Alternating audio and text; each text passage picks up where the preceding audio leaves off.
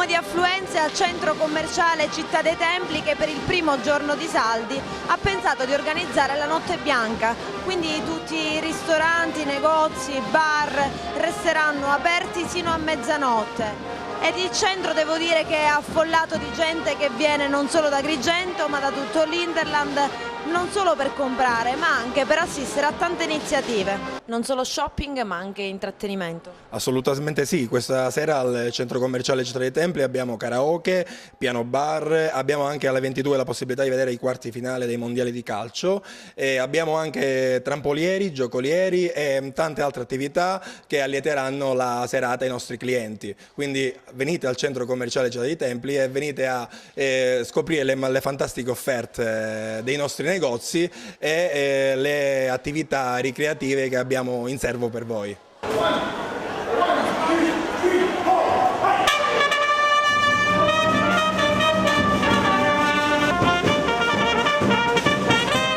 Buonasera, è qui per i saldi.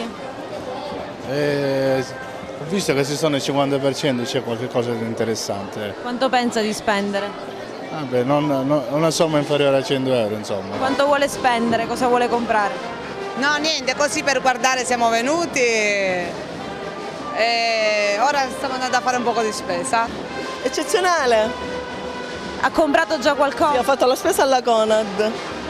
Adesso facciamo shopping con la mia amica. Che ne sembra di questa iniziativa? Simpatica, una bella cosa.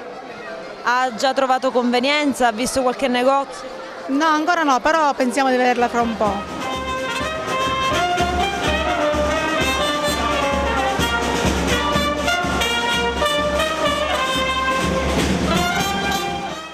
Notte dei saldi, è qui con la famiglia, è qui per fare compere.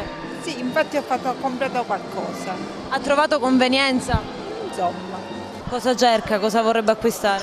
Ma sinceramente non ho nemmeno idea perché sono arrivato poco fa e vorrei acquistare qualche collalina. Senz'altro che abbiamo comprato qualche cosa, sì.